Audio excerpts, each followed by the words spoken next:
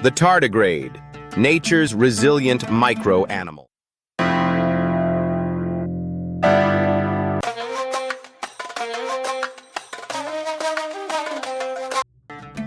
Meet the tardigrade, also known as the water bear, a tiny creature that can survive extreme conditions that would be deadly for most life forms.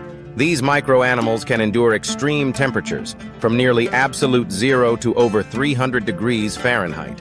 They achieve this remarkable resilience by entering a state called cryptobiosis, where they effectively shut down their metabolism and can survive in a dehydrated state for decades.